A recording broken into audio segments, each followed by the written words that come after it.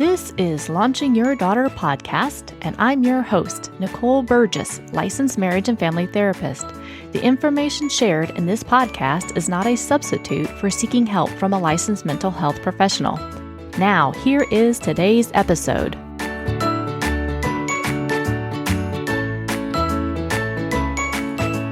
Episode 32. Welcome. My guest today is Dr. Lisa D'Amour, a psychologist and director of the internationally renowned Laurel School's Center for Research on Girls. Lisa pulls back the curtain on the teenage years and shows why your daughter's erratic and confusing behavior is actually healthy, necessary, and natural. Her book, Untangled, Guiding Teen Girls Through the 7 Transitions into Adulthood, is an instant New York Times bestseller and explains what's going on, prepares parents for what's to come, and lets them know when it's time to worry. I am so excited to speak with you today, Lisa, about your book and dive a little deeper into one of the chapters. So thank you so much for being on today. Absolutely. Thank you for having me. I would love if you could talk a little more about who you are and a little more about your book just in general for our audience. Sure. So like you said, I'm a psychologist, and my specialty area is adolescent girls. My training is general. I was trained in both child and adolescent and adult psychology, but I somehow early in my career found myself with a lot of referrals of adolescent girls, and I also spend 2 days a week at Laurel School, as you mentioned, and there I take care of girls because it's an all-girls school. And so through kind of accident and maybe a little bit of, tipping things one way myself, I've ended up just having a world that's very much about the growth and development of girls. And I love it. I actually never get to the end of being delighted and fascinated by development in general, and then girls in particular. The book came out of my wish to champion normal development in adolescent girls. I think there's a lot of stuff out there that's scary. Some of it is really necessary and helpful about rising anxiety, rising depression, eating concerns in girls, social concerns in girls. Those are all real. But most girls are thriving and amazing, and I don't feel they get nearly the credit they deserve for being the sturdy and complex and wondrous creatures that they are.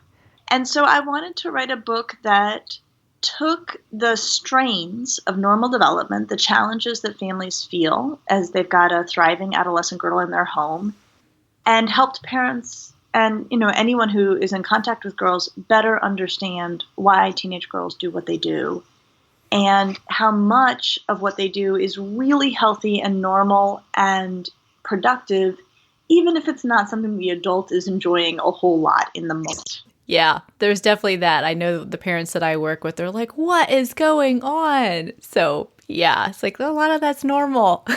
Normal. It's happening for a reason. It may not involve you, but you just happen to be an innocent bystander in the process. And I think that when parents understand that, everything goes better. Yeah, absolutely. Well, I know I love the book, and I've totally been recommending it to many of the parents that I work with and other colleagues that I know that work with teen girls.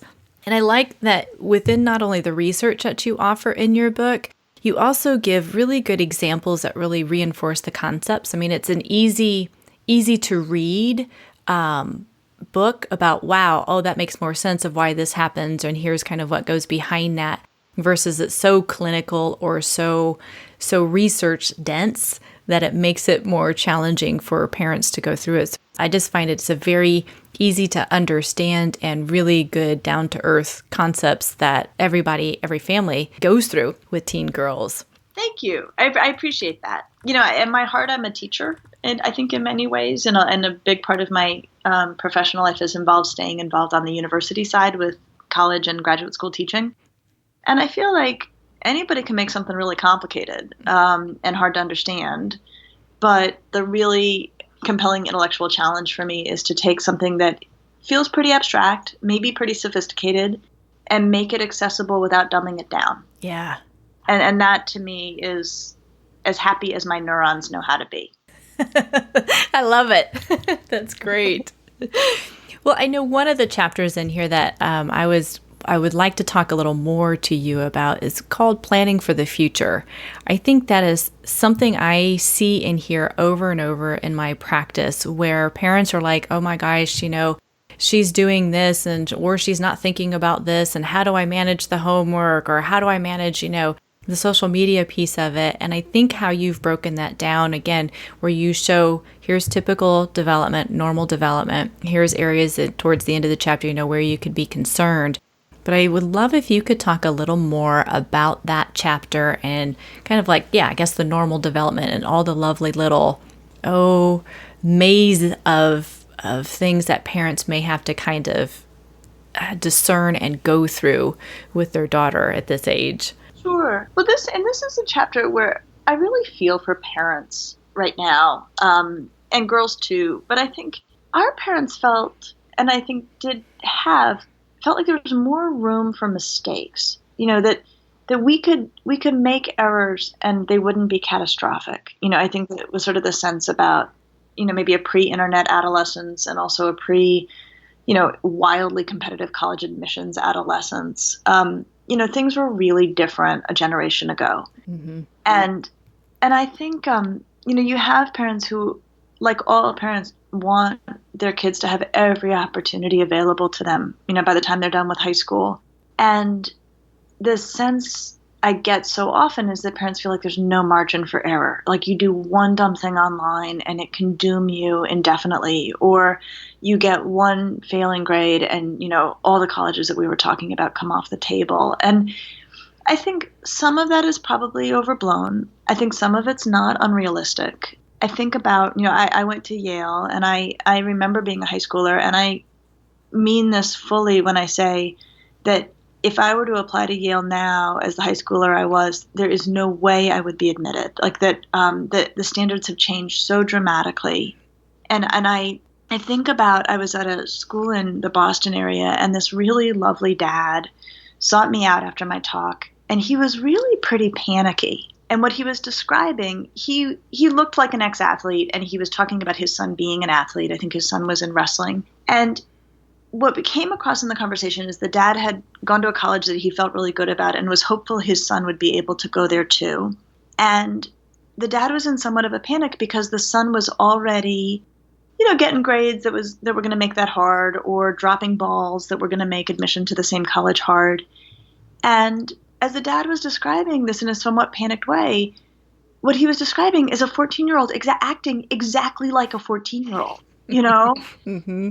And I felt so much for both of them in that moment, which is, okay, the kid's 14. Like, he's going to drop balls. Like, this should not feel like a crisis.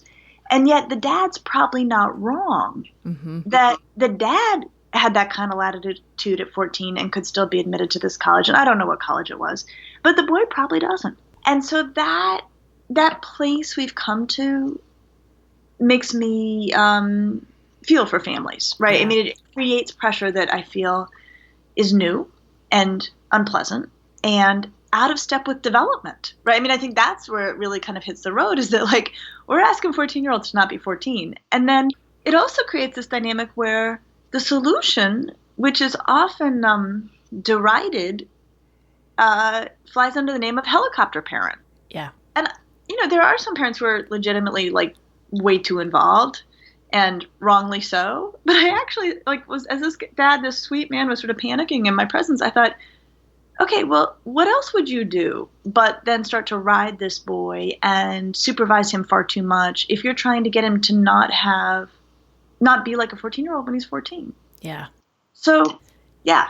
Well, and I was going to say, and it's so tough. And it seems like the pressure for, if they're going to go on to college, it's not starting in high school anymore. It is starting back in middle school, like what you're saying. And it's like the kids are feeling the pressure, the parents are feeling the pressure, and it's like everybody's just kind of stuck. And it's a very difficult place to navigate. We're trying to keep the stress level down on both sides and be able to give them like, okay, let's look at this realistically. It's like, okay, if you're going to try and go to this school, what does that look like? And if that doesn't work out, again, it's not the end of the world, but it's like, what are some of the backup plans for that?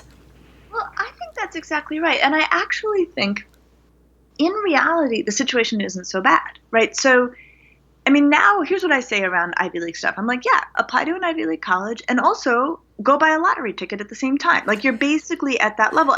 And that's fine if we call it what it is. Mm-hmm. And, I was at a talk where the Yale director of admissions said, and he just was being honest, and he said, look, I can fill my freshman class with kids from Singapore, right? And I think that piece, when I was at Yale, it was not nearly the international school it is. And it's much better for being the international school it is, but it has just changed the admissions realities. If we only had Ivy Leagues or their equivalent as colleges in the U.S., this would be a crisis. Mm-hmm.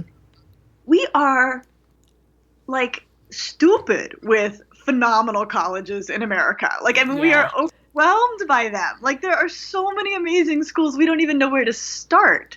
I mean, in Ohio alone, where I live, kids who, they have the choice of Ohio Wesleyan and Miami of Ohio and Kenyon and Denison and, these extraordinary schools that could not be offering better undergraduate educations.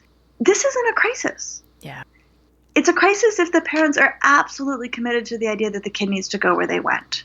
If we can let go of that, this is actually okay. Mm-hmm.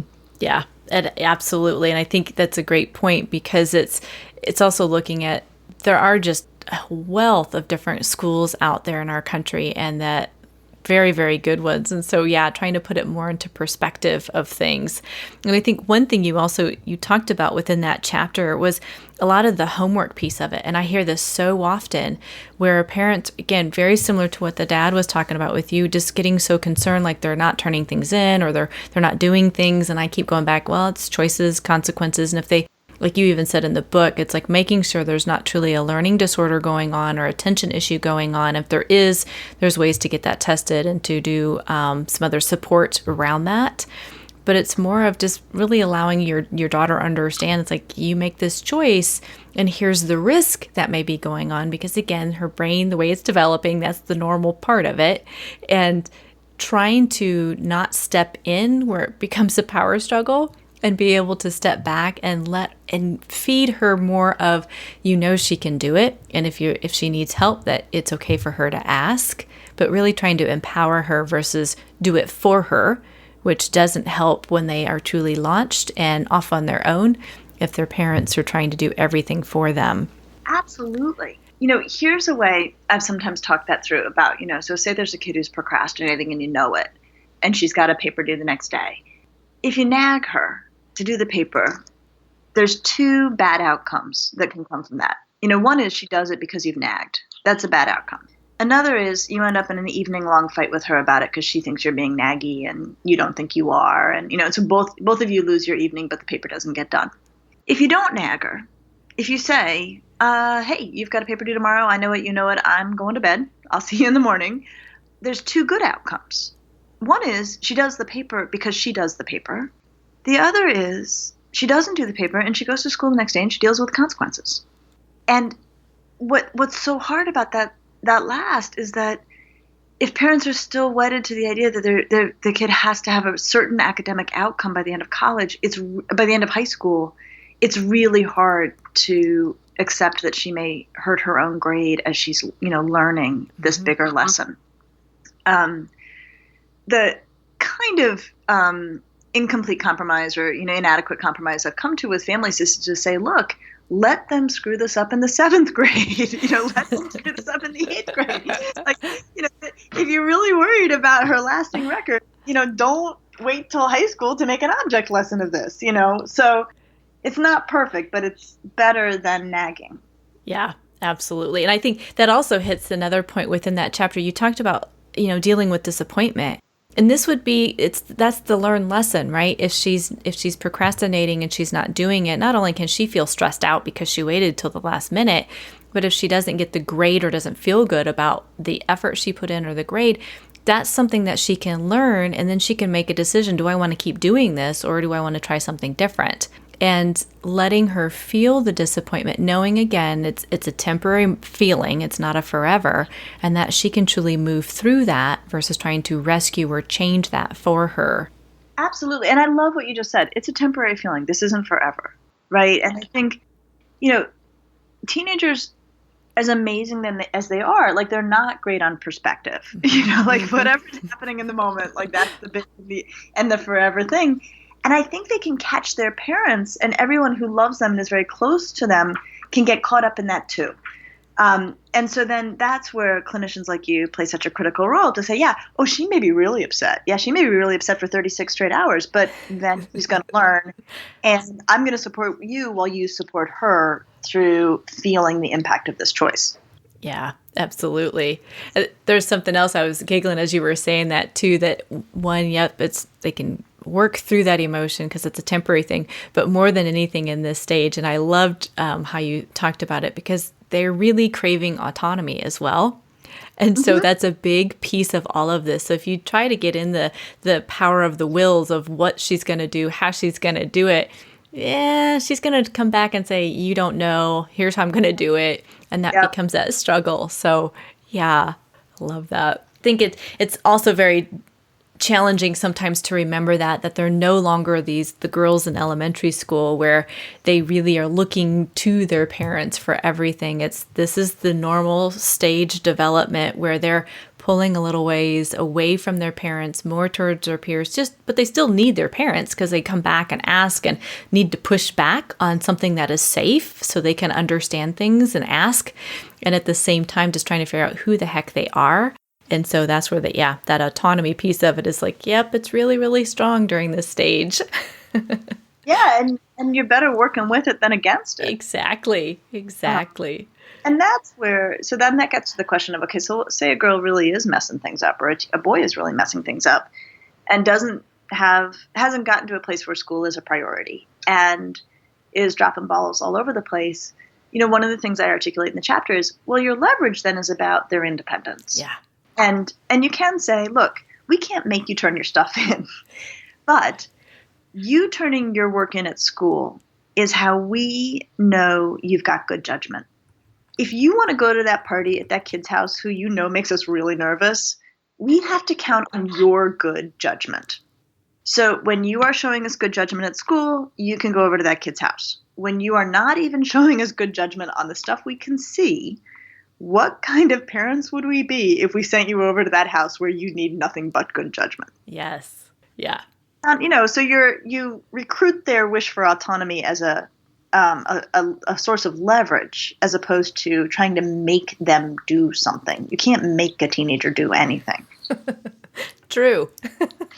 And the second you sort of start to line yourself up as somebody who's trying to make a teenager do something, and I talk about this elsewhere in the book, even if they were about to do it, they don't want to do it now. Yeah. Absolutely. It's like, nope, you just asked me. I was going to. Nope, not going to do it. Thank you. Yeah. Yeah, awesome. So I'm curious, Lisa, is there anything else, or I know because we're running out of time here, but is there anything else that you kind of tell or remind parents of adolescent girls of how they can, I guess, get the support that they need, or other kind of tips or pieces of advice that you give them during this stage of life with their daughters? I think the piece that is really hard about teenagers in general, and then girls in particular, is that we go from having these really fabulously fun, for the most part, interactions and relationships with our 10 and 11-year-olds who like us, think we're cool, want to go to the grocery store with us, think we're funny. That's what it means to parent a 10-year-old. It's such a fun time in parenting. And then because of the work of normal development in adolescence that has nothing to do with us in many ways, suddenly you have an 11 or a 12 or a 13-year-old who doesn't like your jokes, doesn't want to hang out with you, is fairly critical, wants to be with friends, not with you. And I think it's so hard as a parent not to take that as a personal rejection. Yeah. And I think, sometimes I'll say to audiences, and I'm amazed by how often people cry when I say this. I think a lot of parents feel like their teenager broke up with them, and it's really painful, especially because you have to live with your ex, and drive places, and then occasionally they're really nice. And I think people get their hopes up that we're back together, and then they dump you again. And so I think that there's two things that drive my book. One is trying to articulate the realities of normal development and how hard normal development is so that parents can feel better and they can feel less crazy and they can feel more confident that things are going okay, because they usually are. The other, I've joked about this. I would never really do this, but I thought if there was another title for my book, if I had to get rid of Untangled as the title would probably be, It's Not About You. I think that so often we receive adolescent behavior as a personal affront, and so rarely is that what's actually behind a teenager's behavior. Yeah, that is really a great reminder for parents, because it truly is not personal. It is not that their kids are wanting to literally reject them or don't think highly of them. This is just that stage where, again, they're going through their own changes and trying to be their own person, and they still absolutely need their parents. Oh, yeah. So, yeah, I love that reminder. It's like, it's really not about you and it's not personal. Just remember to give yourself permission to grieve the change, because it is a change, and know that they still need you and that you love them and they love you. Yeah. But it is a loss. It's a big loss. It is. And we don't love parents of teenagers enough around that. Yeah. And I think that piece, is where friends and colleagues can do more. Yeah. Absolutely. Absolutely. Well, I'm curious, Lisa, would you mind sharing how could people either find more about you or find your book? What are some good ways for people to locate that information? Sure. So I have a website, and it's all one word, drlisadamour.com. So drlisadamour.com. It's LISADAMOUR. And that, I keep it really updated, and that's sort of a good clearinghouse for the work I do. So there's links to where to buy the book. It's available everywhere, Amazon, any stores, places like that. I also write a monthly online column for the New York Times about teenagers, and I always post it on my website under articles. I'm on CBS This Morning about once a month. That's their morning show. And under press, I always post the links to those visits to CBS. And often they're in tandem with my column in the New York Times. So it's a way to kind of have a deeper discussion on some of what I've written about. So there's a lot of resources there, and I'm updating them all the time. Excellent. And I will put that in the show notes so people can click on that link and they can find that information as well. So, and you are one busy person with all the different places you are going and talking and everything. So, yeah. Yeah. No, I've probably overscheduled myself, but I do like the work, so it's hard for me to say no. Yeah, it absolutely comes through that you do. So I want to say thank you again for taking the time for being on the show today and for sharing your work with my audience. And yeah, I wish you the best. And I want to say thank you again for your time. You bet. Thank you so much for having me. I hope you enjoyed this episode with Lisa. We only touched on a small portion of her book. Part of the reason I have guests give book recommendations and why I review them is I know not everyone has access to mental health services. I also know if your family isn't needing professional help at this time, then being able to pick up a book, maybe get some ideas and see what's working, maybe some areas that need to be changed, and has research to back it up can be very helpful. I also want to give a shout out for those of you who have signed up for my newsletter. I have some upcoming announcements that I will be making for both teen girls and their moms, so I invite you to go sign up if you haven't already at launchingyourdaughter.com. Thank you for listening to Launching Your Daughter with Nicole Burgess, licensed marriage and family therapist. For more information or to stay up to date, go to launchingyourdaughter.com. You can sign up for my email list or join my Facebook group. Thank you.